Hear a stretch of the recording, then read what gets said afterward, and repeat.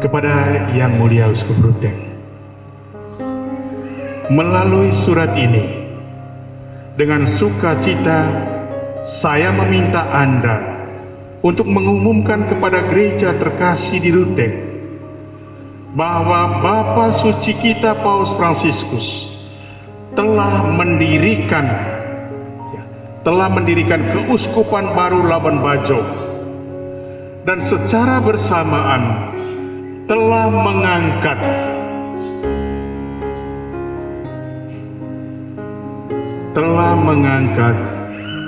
Romo Maximus Regus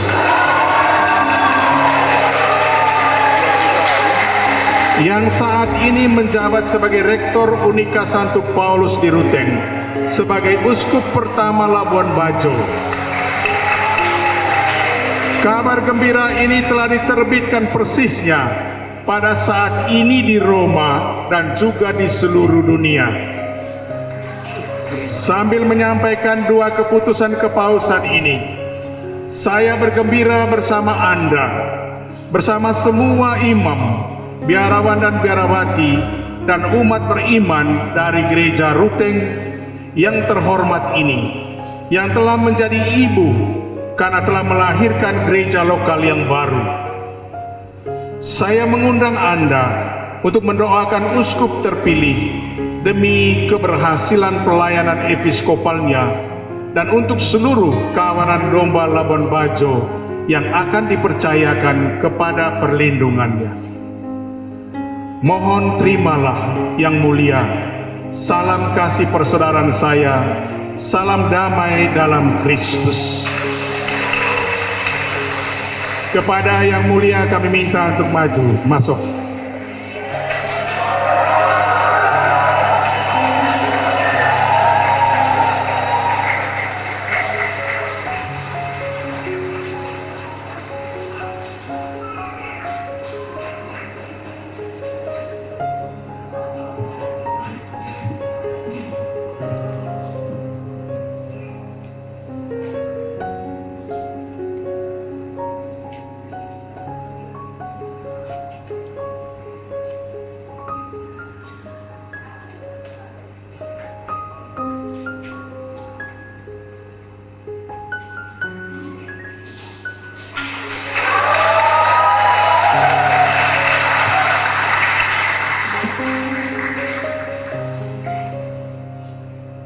Yang Mulia Bapak Uskup Sipri, yang terhormat Romo Lorenz yang saya kasih, para Romo, Pater, Bruder, Suster, Bapak Ibu, umat beriman yang terkasih, selamat sore dan salam sejahtera untuk kita semua. Ini kejutan, Bapak Uskup tidak beritahu sebelumnya bahwa saya harus bicara. Baik, dari hati yang paling dalam, saya mengucap terima kasih kepada Yang Mulia Bapak Uskup, para Romo, para Suster, Pater, Bruder, Frater, Bapak Mama sekalian yang telah hadir pada sore hari ini di tempat ini untuk bersama-sama menyambut berita sukacita bagi kita sekalian, Uskupan Ruteng dan Uskupan Labuan Bajo. Semoga Tuhan dan teristimewa Bunda Maria, kepada siapa kita telah menyerahkan Labuan Bajo ini di bawah kakinya, senantiasa mendoakan setiap kita, keluarga-keluarga, komunitas, dan dua uskupan kita. Dari hati yang paling dalam saya mohon doa dan dukungan kita sekalian, karena saya adalah seorang yang penuh kekurangan, saya pendosa, saya mohon doa kalian semua. Terima kasih, selamat sore. Selamat datang di podcast Orang Kita. Luar biasa sukacita kita umat Katolik Indonesia baru saja dikunjungi Bapa Suci yang teramat mulia Sri Paus Fransiskus. Baru saja menetap di hati kita umat Katolik Indonesia selama 4 hari berturut-turut. Dan dalam sukacita itu saya beruntung pagi ini sudah bertemu dengan Romo Maximus Regus yang akan segera ditabiskan menjadi uskup pertama Labuan Bajo. Beliau akan ditabiskan pada tanggal 1 November 2024. Dalam sukacita yang luar biasa itu kami datang kemari ke kawasan gedung KWI di Cutmutia, Jakarta untuk mendengarkan langsung kisah-kisah dan bagaimana moto tabisan beliau nanti dan bagaimana tantangan memimpin keuskupan baru, keuskupan yang ke-38 di negeri kita. Bapak, saya sudah boleh panggil Bapak Uskup karena memang sudah dipilih dan ditetapkan oleh Tata Suci. Bapak Uskup Max, terima kasih sudah berkenan menerima kami. Saya sudah menghubungi Bapak Uskup beberapa waktu lalu dan ternyata baru bisa sekarang. Bapak Uskup, kita sebelum masuk ke Bapak Uskup, dalam suasana sukacita kegembiraan kedatangan Paus, luar biasa, sampai 2 hari setelah beliau pergi atau 1 hari setelah beliau meninggalkan Indonesia, pembicaraan publik masih tentang beliau.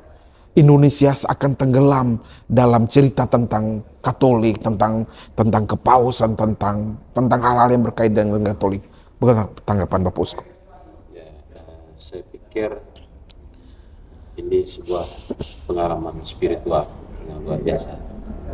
Kunjungan Bapak Suci, Paus Fransiskus merupakan sebuah pengalaman rohani bagi kita, terutama umat Katolik, tapi juga secara luas menjadi bagian dari pengalaman spiritual bagi bangsa kita. Dan saya pikir dimensi spiritual ini menjadi simbol yang sangat kuat, menumbuhkan banyak aspek yang sampai saat ini dibicarakan oleh banyak kalangan. Misalnya aspek inklusivitas dari kunjungan Bapak Suci, aspek persaudaraan, aspek kebersamaan, komunio, sinodalitas. Dan saya pikir ini adalah buah-buah spiritualitas yang nyata selama kunjungan dalam 4 hari ini. Bahkan pasca kunjungan ini atmosfer ini sepertinya masih kuat terasa. Bahkan ketika Bapak Suci sudah di Papua New Guinea pun kita terus menguntit kira-kira apa yang terjadi. Jadi saya pikir ini benar-benar sebagai sebuah pengalaman rohani, dan saya pikir hadiran Bapak Suci di sini membawa berkat yang besar bagi bangsa kita, terutama bagi gereja kita, gereja Katolik di Indonesia. Bapak Uskup Max, saya juga melihat bahwa tahun 2024 ini seperti tahun rahmat bagi Katolik Indonesia. Bayangkan Bapak Uskup, pentabisan Uskup Agung Kupang, lalu menyusul pentabisan Uskup Agung Ende, penunjukan Uskup baru, Uskup Labuan Bajo, nanti menyusul Bapak Uskup ditabiskan, kedatangan Sil Paus. Ini benar-benar rahmat bagi Katolik Indonesia. Bagaimana Bapak Uskup lihat rangkaian kegiatan demi kegiatan yang bermuara orang akhirnya membincangkan tentang Katolik? Ya, saya pikir bagaimana bekerjanya keselamatan itu kan dalam perspektif soteriologi Kristen itu, Katolik kita bukan kita butuh bukti ya, tapi saya kira pengalaman gereja kita selama 2024 ini menjelaskan itu, bahwa keselamatan itu terus bekerja dan tidak ada yang bisa dibatalkan dalam proses di mana Tuhan menunjukkan wajah yang menyelamatkan kita manusia. Jadi konsep keberlanjutan keselamatan itu saya kira benar-benar nyata dan menjadi pengalaman kita. Jadi bagian dari pengalaman dan perjalanan rohani kita sebagai orang-orang Katolik di Indonesia ini. Ya. Kita melihat bahwa cinta Tuhan itu terus mengalir dalam banyak sekali bentuk, banyak sekali manifestasi, bahkan sampai saat ini. Iya.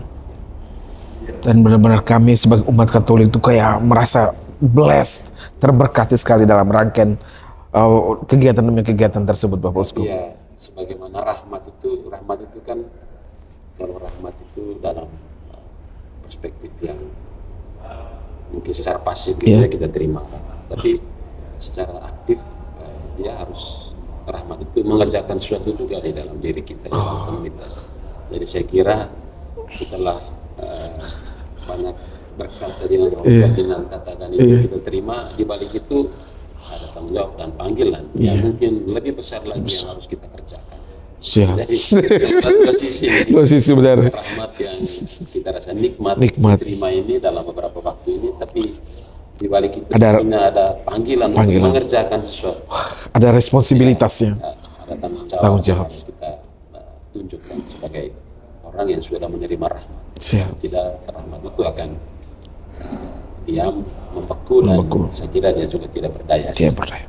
Wah. Tapi kita dipanggil untuk mewartakan rahmat itu. Setelah perjumpaan spiritual bersama Bapak Suci beberapa hari ini, kita, tapi juga saya kira bangsa Indonesia yang sudah mengalami perjumpaan ini harus melakukan hal-hal yang memang nampak disampaikan Bapak Suci dalam bahasa simbol-simbol, kesederhanaannya, kemudian keterbukaannya. Kalau kita tidak bisa melakukan itu, saya kira rahmat itu juga tidak akan menghasilkan buah, akan mati. Akan mati. Aduh, terima kasih atas peneguhan Bapak Uskup. Kita akan masuk ke pertanyaan tentang Bapak Uskup. Terus terang ketika nama Bapak Uskup Romo Max disebut sebagai Uskup pertama Labuan Bajo, semua cukup kaget. Karena ya secara umum tidak menyangka nama itu muncul, karena sebelum-sebelumnya sudah muncul nama-nama lain. Bagaimana perasaan waktu itu masih Romo Max saat namanya beliau dan termasuk uskup termuda nih pada waktunya nanti. Jadi memimpin uskup baru penuh tantangan, pecah dari keuskupan Ruteng yang umatnya hampir 1.900.000 lebih. Bagaimana perasaan Bapak Uskup saat itu? Sebetulnya 2 minggu sebelum itu saya sudah dipanggil. Kita Vatikan di sebelah saja itu. Tetangga dari gedung KW ini. Ini sudah 2 minggu sebelum itu. Jadi ketika pengumuman ya tentu saja tetap itu menjadi sebuah pengalaman pribadi yang sangat dalam, bahkan pengalaman rohani yang paling kuat barangkali sepanjang perjalanan panggilan sebagai seorang imam. Meskipun sudah tahu sebelumnya secara pribadi, tapi tetap saat itu momentum itu mungkin momentum yang tidak pernah terlupakan. Karena sebelumnya banyak juga orang yang bertanya, tapi seperti yang Ferdinand katakan tadi mungkin tidak menyangka dan sebagainya. Tapi secara pribadi tentu kalau dari perspektif kita sebagai manusia ya itu kan semacam satu perjumpaan langsung dengan Tuhan. Itu kehendak yang luar biasa besar, yang dahsyat, dan sebagai manusia ya tentu menghadapi pengalaman seperti itu pasti ada perasaan takut, menyadari banyak kelemahan, menghadapi sesuatu yang sangat besar yang tidak pernah terpikirkan sebelumnya, tetapi juga karena ini adalah sebuah pengalaman iman, ya, iman di sisi sebelahnya itu adalah milik Tuhan gitu, jadi rahmat Tuhan sendiri. Jadi saya hanya merenungkan saja bahwa ini bagian dari rencana Tuhan sendiri, bagian dari rencana Tuhan, dan pasti dia akan mengurus apa yang dia sudah rencanakan ini. Jadi secara spiritual juga menghibur diri sendiri dalam pengalaman seperti itu. Jadi pasti ada keterkejutan, ada ketakutan, tapi juga ada penyerahan diri. Penyerahan diri, bagaimana Tuhan akan bekerja di dalam situasi yang banyak sekali kami secara pribadi, banyak kesadaran akan kekurangan, keterbatasan, ya, tapi juga mungkin dalam titik tertentu saya merasa bahwa katakanlah mungkin belum saatnya untuk menerima sesuatu yang besar itu kan, karena menerima sesuatu yang besar ya kita harus melepaskan juga sesuatu yang besar dari diri kita gitu. Menerima dan melepaskan. Ya, jadi istilahnya itu harus berani melakukan pengosongan diri. Kita harus mengosongkan diri untuk menerima sesuatu yang besar. Melihat tugas saya waktu itu di kampus sebagai rektor dan sebagainya, ya kalau dari sisi manusiawi rasanya itu sudah nyaman sekali. Iya, betul. Menerima tugas dengan bukan hanya perspektifnya yang berbeda, tetapi bentuknya sudah sangat berbeda dan menuntut yang tadi itu penyerangan dan pengosongan diri dan sungguh-sungguh itu adalah sebuah lebih dari sebuah terobosan sebetulnya yang aku bilang. Ya mungkin terlalu tinggi kita meminjam Istilah. kata Yesus Berkorban. mengorbankan diri. Ya, di bawah itu sedikit. Di bawah itu sedikit. Siap. Supaya sebagian besar itu bisa kita terima, kita endapkan dan bisa merefleksikan, mendalaminya dan mulai menjalani. Karena sejak itu ya harus sudah menjalani pengalaman itu. Tentu tantangan besar lawan Bajo karena dianggap sebagai pintu masuk Flores. Ya, dari sisi baratnya itu adalah pintu masuk Flores yang dalam imajinasi orang itu adalah sebuah pulau Katolik. Dan harus akan tetap seperti itu. Jadi ekspektasi orang ya seperti itu, terutama saudara-saudara umat kita Katolik. Harapannya seperti itu dan saya pikir itu tidak salah. Dan tantangan menjadi uskup gembala di uskupan baru ini, saya kira yang pertama itu tentu membangun fondasi struktural gereja itu sendiri, karena gereja ini organisasi hierarkis komunitas, jadi itu berkaitan dengan struktur, bagaimana membangun dasar-dasar yang kuat. Kemudian tentu fondasi iman spiritual. Saya kira ini hal yang paling krusial yang harus dipikirkan dan mulai dibicarakan terutama dengan para imam, dengan awam dan tentu kita semua. Saya kira dengan dua fondasi yang kuat ini kita bisa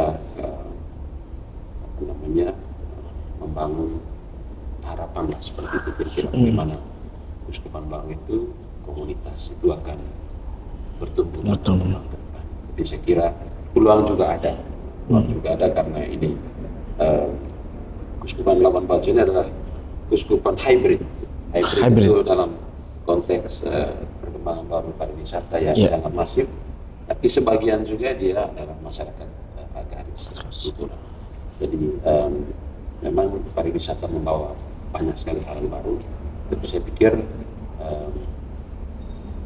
sesuatu yang eksternal ya, tapi yang internal itu adalah religiositas dan budaya kita. Jadi dia tidak boleh saling bertabrakan, tapi dia harus bisa saling meresap satu sama lain, dan disitulah iman itu harus ditanam dan bertumbuh. Memang itu sangat sulit, tapi saya pikir kalau itu bisa mulai dikelola, dipikirkan dan ada kolaborasi antara banyak pihak, saya pikir itu bisa menumbuhkan sebuah model gereja yang bukan baru bukan unik juga, tapi dia akan memiliki cerita yang khas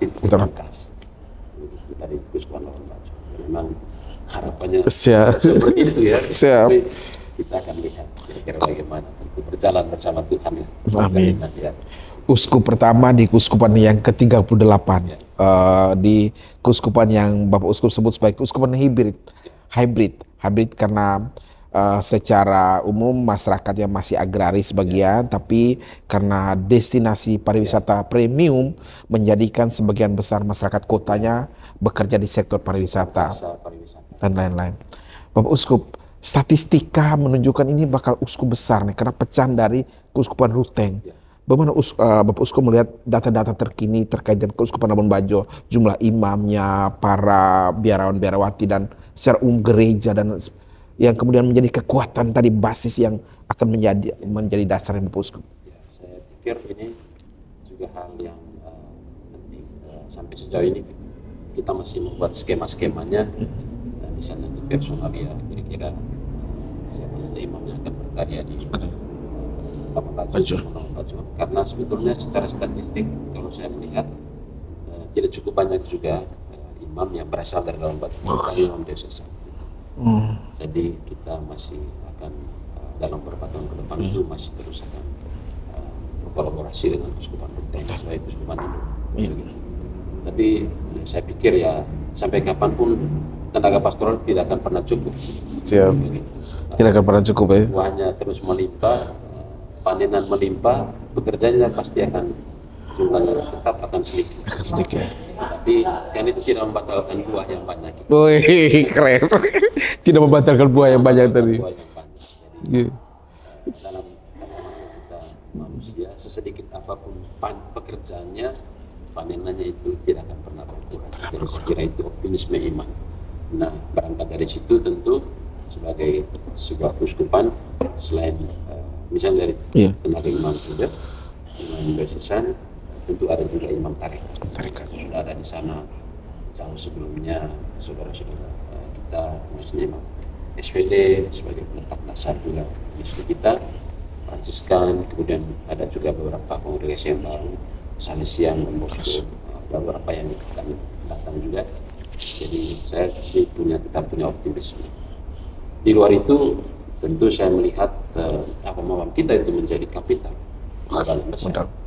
Dan dengan Labuan Bajo yang semakin terbuka ini, saya kira perhatian awam kita juga di luar keuskupan itu akan banyak terarah ke sana. Dan saya pikir ini peluang, karena sebagai gereja, atau saya katakan gereja itu tidak bisa melakukan semua hal dengan kemampuan diri sendiri. Dia tidak ahli di semua hal. Jadi mungkin di ajaran iman dia punya klaim, tapi di bidang-bidang sosial, ekonomi, bisnis dia tidak bisa mengklaim karena dia bukan ahlinya. Nah, karena itu saya pikir kolaborasi dengan awam, komunitas awam itu adalah hal yang mutlak untuk bisa menjadikan keuskupan hybrid tadi itu sebagai persemaian iman yang baik. Dan saya kira keuskupan ke-38 yang dibentuk ini ya kembali ke tadi pengalaman kita soal kedatangan Paus itu, saya kira itu juga menunjukkan bahwa Tuhan terus bekerja. Sehingga ada keuskupan baru yang dibentuk. Bukan berarti panenan itu ya, bahkan kalau kita katakan mungkin di lumbu yang lama itu sudah tidak pas lagi untuk menaruh buah-buahnya, jadi butuh sesuatu yang baru. Jadi, saya pikir Tuhan terus bekerja dalam pengalaman hadirnya keuskupan baru. Siap. Bapak Uskup, menarik pengalaman perjalanan Bapak Uskup yang adalah pastor, kemudian menekuni ilmu sosiologi, bahkan mengambil S2 di Universitas Indonesia bidang sosiologi, doktor di bidang sosiologi kemanusiaan.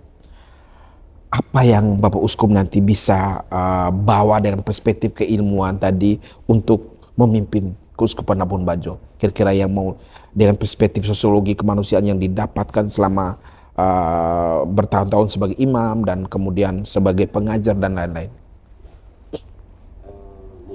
Kalau menurut saya singkatnya begini, ada dua cara pandang. Siap. Kita melihat gereja yang bertumbuh ini kan, satu cara pandang itu benar-benar teologis gitu, jadi Tuhan itu bekerja, hadir dari atas dan sebagainya, kebenarannya itu mutlak dan absolut. Tapi juga kan Tuhan itu kebenaran ilahi itu ya ada di dalam, sudah ada di dalam kehidupan dalam perjumpaan kemanusiaan, dalam pengalaman kebudayaan dan sebagainya. Nah, saya pikir itu akan membantu saya untuk lebih memahami bagaimana Tuhan itu ada di dalam pengalaman hidup setiap hari. Dan kalau kita bicara kemanusiaan tadi, itu berarti sesuatu yang memang harusnya konkret. Manusia itu konkret, bukan abstrak. Kalau bicara kita di Flores lah NTT lah, kalau kemanusiaan yang konkret dan detail itu kan, ya sebagian besarnya itu kemanusiaan itu kemiskinan itu terbelakang. Nah, itu nyata adanya. Itu sesuatu yang nyata. Dan saya pikir Tuhan itu ada di situ, tapi bukan Tuhan dalam konteks dia membenarkan situasi itu, tapi dia ingin bicara sesuatu di situ. Bahwa tugas kita semua adalah membuat manusia ini, dan kita kembali konsep teologi, menjadi serupa dengan Tuhan. Dia yang mulia, yang istimewa, jasmani dan rohani, dengan dengan latar belakang keilmuan seperti ini, ya saya pikir saya dibantu untuk memahami umat, melakukan pendekatan, dan untuk saya secara pribadi pun itu adalah sebuah tantangan. Bagaimana saya sendiri harus memulai sesuatu yang yang ingin kita kerjakan berangkat dari situasi umat atau berjalan bersama umat. Jadi barangkali itu yang mungkin menurut saya, bukan mungkin tapi pasti akan menjadi satu tantangan yang besar, karena harus dimulai dari diri sendiri. Jadi uskup itu kan berarti harus menjadi orang yang paling pertama dari semua umat. Primus inter pares. Orang yang puasa pertama kali, sebelum orang yang berpuasa saya harus puasa lebih dulu. Ya, begitu. Jadi kalau bisa jam 7 ya saya harus datang setengah 7. Artinya lebih dulu dari semua yang lain begitu. Konsepnya seperti itu. Jadi panggilan tuntutan transformasi personal itu yang pertama yang sangat sulit menurut saya.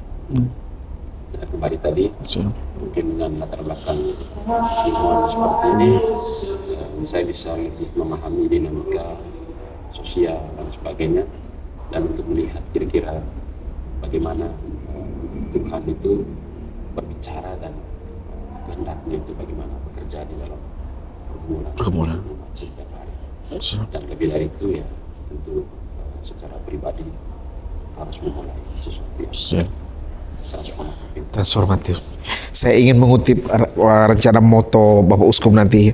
Bapak Uskup akan mengambil moto Ut mundus sarvetur per ipsum, supaya dunia diselamatkan olehnya. Yohanes 3:17.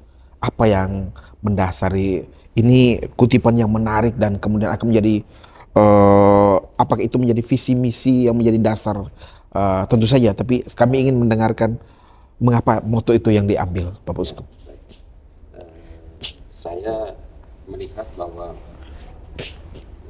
moto ini atau ini frasa satu frasa 3:17 yang terakhir itu ada frasa di sebelumnya itu, saya kira ini salah satu pusat dari Injil itu sendiri, karena dia berbicara tentang Yesus, keselamatan dan dunia. Jadi ada 3 dimensi penting di sini.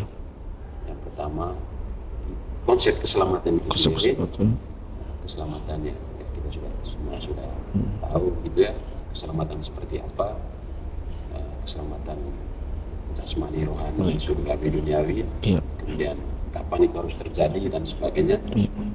Tetapi kunci utama di sana adalah Yesus sendiri. Jadi saya ingin melihat bahwa kita harus kembali kepada istilahnya fitrah kita sebagai orang Katolik, bahwa Yesus itu adalah tokoh eksklusif keselamatan. Itu tidak ada, kalau dalam ajaran kita tidak ada orang lain yang bisa menyelamatkan selain Yesus. Dia eksklusif, tapi inklusif juga. Inklusif itu ada pada dimensi yang ketiga, dunia, kehidupan, kemanusiaan, semesta dan sebagainya. Jadi saya melihat moto ini gabungan dari beberapa dimensi teologis, Tuhan sendiri di situ, dimensi teologis, konsep keselamatan Katolik kita, kemudian kosmologis, antropologis karena manusia dan Tuhan, dan lebih jauh kalau kita bicara konsep keselamatan dalam iman kita itu kan dikerjakan oleh Yesus, tapi dia mengerjakannya ini bukan dengan sebuah strategi yang istimewa dan canggih, tapi dia melakukannya dengan sebuah strategi yang sederhana. Jadi menempuh jalan yang sederhana. Bahkan puncak dari kesederhanaan itu adalah pengorbanan diri. Nah ini menurut saya ini sebuah tantangan rohani, tantangan spiritual yang besar. Kalau kita ingin menyelamatkan dunia ini, menurut saya tidak ada jalan lain kecuali kalau kita menempuh jalan kesederhanaan. Apa itu kesederhanaan? Kan pertanyaan. Menurut saya secara radikal itu kesederhanaan itu artinya kita harus berani untuk mengatakan stop atau cukup untuk sesuatu yang kalau kita menambahkannya dia punya potensi untuk merugikan orang lain atau merugikan kehidupan. Meskipun kita mampu sebenarnya. Atau dalam konteks sederhananya membatasi diri kerakusan. Dan saya kira ini sudah menjadi budaya. Iya. Akumulasi profit, kemudian eksploitasi. Saya kira itu adalah tindakan yang melawan kesederhanaan. Jadi orang tidak pernah merasa cukup untuk berhenti pada sesuatu yang kalau dia melakukan terus itu dia akan melukai dunia, melukai kehidupan. Nah, saya melihat bahwa Yesus itu melakukan itu dengan jalan kesederhanaan. Dia membatasi diri untuk sesuatu yang kalau itu dilakukan secara berlebihan dia akan bisa merusak dan melukai kehidupan. Ini seperti yang dilakukan oleh Bapak Suci, menempuh jalan kesederhanaan. Jadi jalan pengosongan diri. Jadi ini saya melihat moto ini sebagai sebuah visi juga, mungkin visi kegembalaan pribadi, tapi diharapkan itu juga menjadi visi komunitas, visi keuskupan. Kita harus kembali ke cara Yesus menyelamatkan dunia itu dengan semangat pengosongan diri, kesederhanaan, juga pengorbanan. Nah, saya pikir dengan jalan seperti ini kita bisa memenangkan sesuatu tentang kehidupan. Memenangkan kehidupan. Dan kerakusan itu pasti ada batasnya. Ada batasnya gitu. Dan kesederhanaan itu definisi yang sangat luas. Dan itu adalah ajakan untuk semua orang. Kalau kerakusan, eksploitasi, profit itu ya dikerjakan oleh orang-orang yang punya kapital dan sebagainya. Tapi kesederhanaan itu adalah panggilan universal untuk semua orang. Jadi dengan moto ini saya ingin melihat bahwa ini sebagai visi kegembalaan sebagai pribadi tentu saja dalam perjuangan terus menerus. Tapi diharapkan ini juga menjadi catatan untuk kita semua. Kembalilah ke jalan di mana Yesus menyelamatkan dunia ini dengan jalan kesederhanaan, pengorbanan, solidaritas. Aduh, saya benar-benar ingatkan lagi Bapak Uskup, karena benar-benar kami tinggal di Jakarta ini Bapak Uskup, dengan segala macam tawaran menarik tentang hal-hal duniawi. Kadang-kadang hal-hal kesederhanaan, pengosongan diri tadi menjadi tantangan besar bagi kami. Terima kasih Bapak Uskup. Moto itu saya sendiri, saya pribadi akan langsung menerima itu sebagai koreksi terhadap diri saya sendiri. Bapak Uskup, berkaitan dari keselamatan, Bapak Uskup menyebut berkali-kali. Keselamatkan dalam pengertian jasmani, rohani, dan lain-lain. Dalam pengertian kita masih tinggal di bumi ini nih, di Labuan Bajo ini dan sekitarnya. Yang dalam konteks tertentu, keselamatan duniawi berarti kesejahteraan. Di sisi yang lain kita tahu tadi Bapak Uskup sudah menyebutkan penderitaan masih menjadi potret keseharian masyarakat miskin. Tapi di sisi yang lain pariwisata datang premium, kemudian orang berlomba-lomba menaikkan kapitalnya dengan membangun hotel, membangun macam-macam, yang kemudian takutnya justru keadaan pariwisata yang premium tadi makin membuka lebar jurang. Yang miskin makin teramat miskin, yang kaya makin kaya karena mereka dapat banyak hal dari pariwisata premium Labuan Bajo. Peran keuskupan seperti apa Bapak Uskup? Saya melihat ya semua orang mengatakan bahwa keuskupan Labuan Bajo ini keuskupan super premium. Super premium. Betul. Sesuatu hal yang ungkapan kadang-kadang itu menjadi jauh. Tapi kita melihat di situ sebetulnya ada pesan yang kuat di situ. Jadi cara menggereja juga itu bukan harus, tapi bisa melihat pariwisata ini sebagai cermin bagi dia untuk bertumbuh. Gitu. Nah, kalau kita melihat dari sisi non eklesial, urusan gereja gitu ya, kita melihat pariwisata ini kan juga menghadirkan peluang. Dan meskipun tidak semua peluang itu kita bisa dapatkan, kita bisa manfaatkan, kita bisa klaim, tetapi bagaimanapun ya dia sudah ada di hadapan kita, dan kita harus bisa istilahnya melakukan perjumpaan yang produktif. Ya. Saya melihat tantangan yang pertama itu adalah soal sumber daya manusia kita. Jadi pariwisata yang super itu, yang masif, kemudian investasi yang luar biasa itu, pertanyaannya adalah seberapa besar persentase dari semua gerak pariwisata itu di mana umat itu bisa terlibat. Terutama yang saya lihat itu generasi muda. Jadi tantangan pertama kita bukan saja uskupan, tapi juga semua stakeholder, terutama pemerintah juga. Saya berharap itu melihat bahwa sumber daya manusia kita harus benar-benar disiapkan. Sehingga karena dengan kekuatan sumber daya manusia ini kita bisa tadi menangkap kesempatan itu di dalam pariwisata itu sendiri. Jadi yang pertama sumber daya manusia. Ya mudah-mudahan uskupan bisa bersama dengan stakeholder yang lain untuk melakukan bersama itu.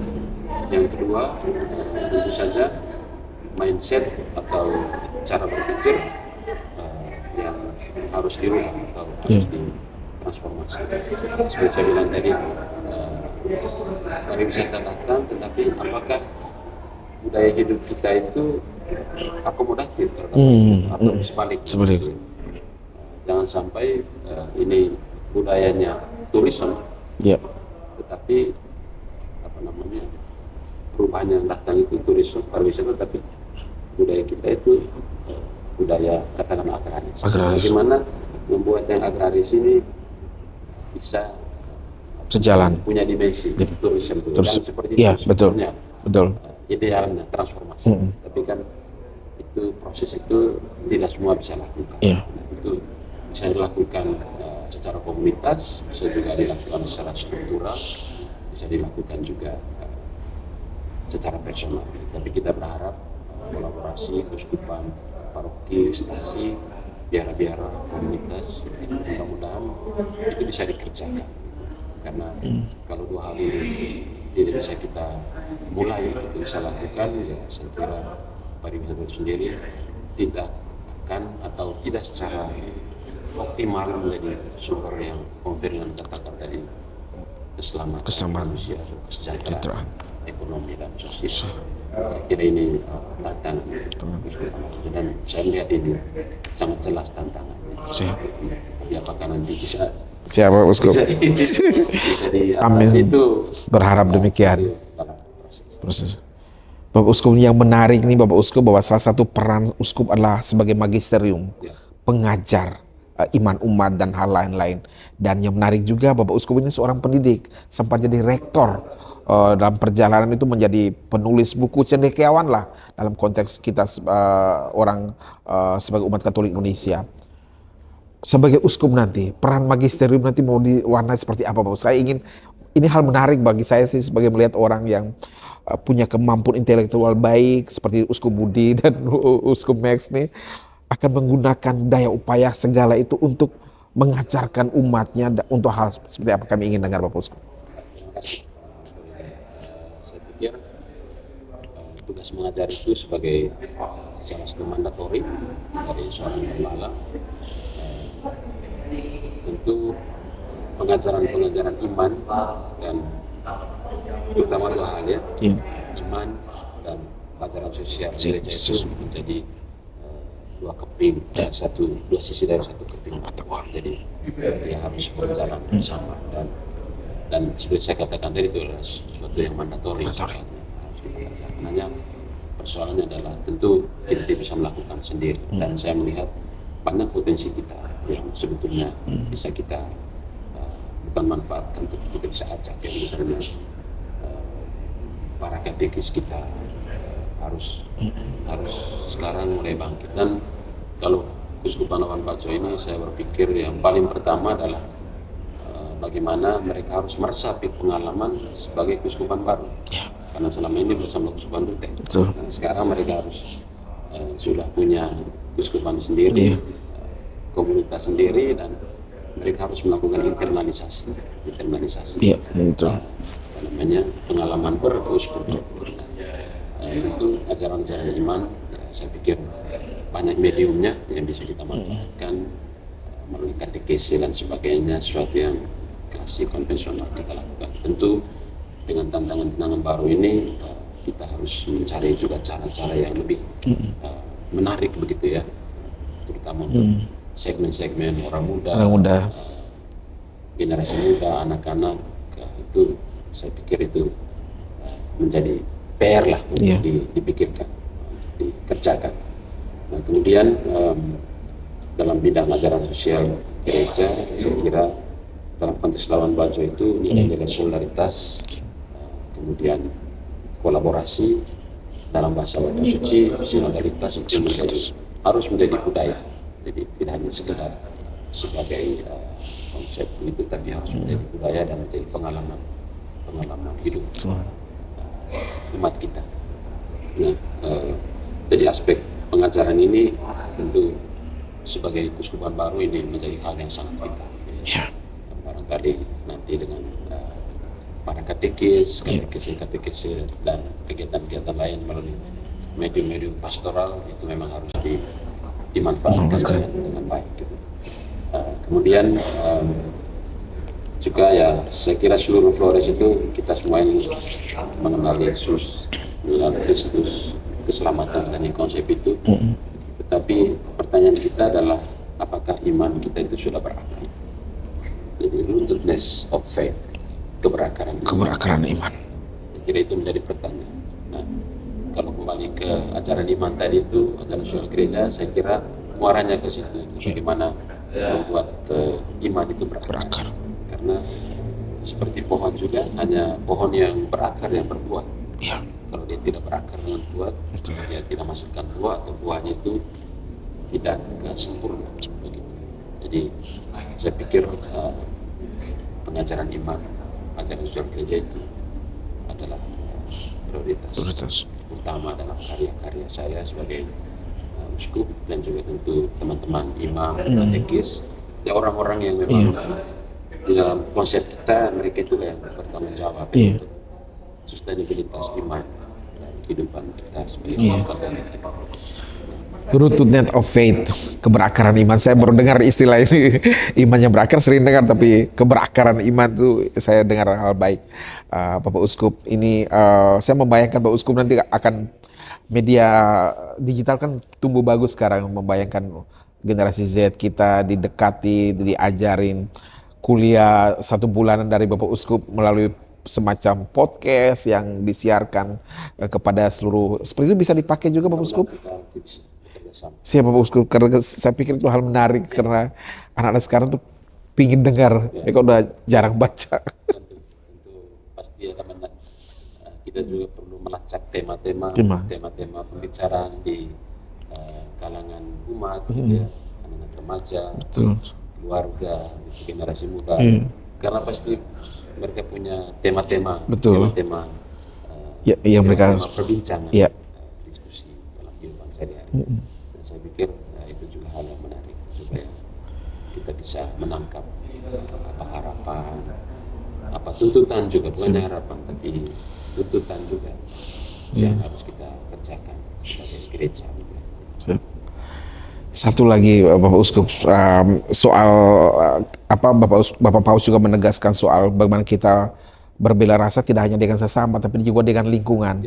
Bahkan beliau sudah menerbitkan Laudato Si yang berkaitan dengan bagaimana kita harus menjaga keseimbangan hidup kita sebagai makhluk citra Tuhan, tidak hanya hubungan ke Tuhan, hubungan ke sama, tapi hubungan dengan alam. Dan saya lihat Uskup Monsinyur Siprianus Hormat juga menarik, katanya beberapa menanam pohon saat sambut baru dan lain-lain.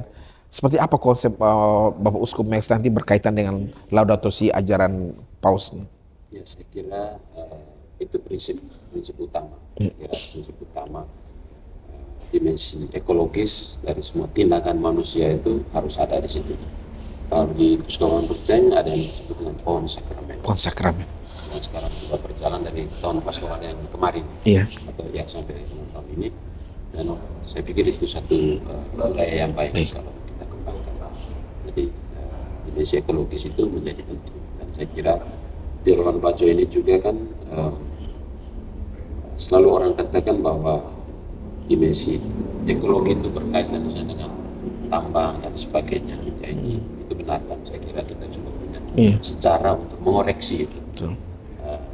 Tapi turisme juga itu sebetulnya kalau tidak dibatasi dia juga akan menghasilkan kerusakan yang luar biasa. Bahkan kerusakan itu bukan hanya pada alam, tapi juga kerusakan pada budaya, mentalitas, spiritualitas, nilai dan sebagainya.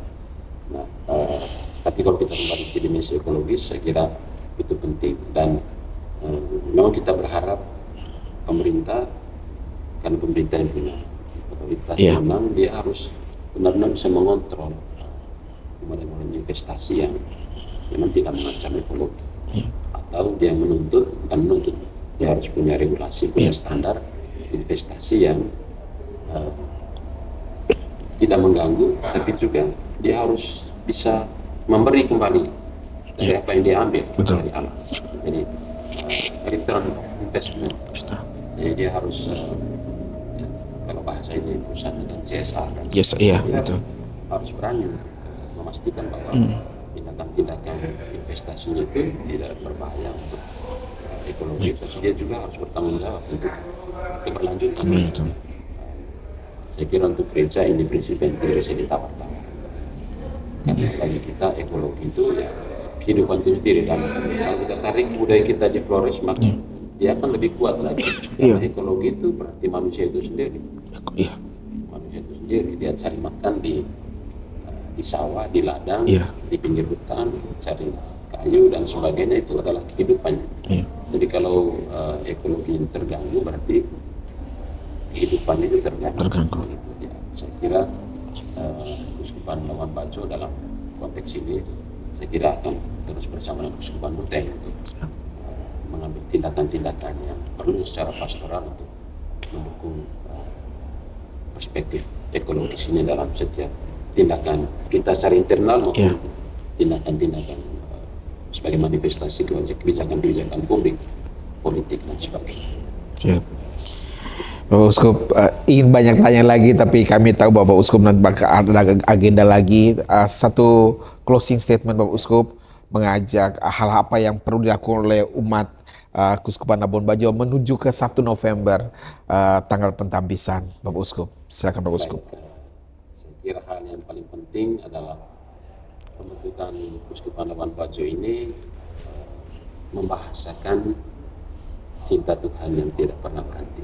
Jadi dia terus berkarya, dia terus mengerjakan keselamatannya secara pribadi dalam keluarga, komunitas, dan sekarang yang sebelumnya adalah Keuskupan Labuan Bajo sekarang menjadi Keuskupan Labuan Bajo. Dan saya pikir saya kembali ke gagasan-gagasan awal tadi bahwa ini adalah pengalaman rohani, pengalaman spiritual, dan sebuah pengalaman yang harus dibanggakan secara manusiawi, harus diluar-luarkan sebagai suatu hal yang istimewa, bukan, tapi pengalaman rohani yang memanggil kita untuk kembali ke fitrah kita sebagai orang Katolik, itu adalah keserakahan, pengorbanan, dan solidaritas. Jadi saya kira menuju 1 November ini, kurang lebih 2 bulan ini, saya kira kita semua umat melihat ini sebagai pengalaman iman, pengalaman rohani, sebagai juga panggilan untuk terus bertumbuh dan berakar dari sejarah iman itu adalah kehidupan kita. Dan sekarang sudah menjadi sebuah keuskupan, internalisasi pengalaman keuskupan itu harus bisa dimulai sehingga dia bisa menghasilkan buah-buah yang baik untuk perjalanan keuskupan ke depan. Saya kira itu. Aduh, terima kasih banyak Bapak Uskup. Terima kasih banyak Bapak. Sudah berdiskusi. Siap Bapak. Dialog, ngobrol-ngobrol. Siap. Saya closing dulu Uskup.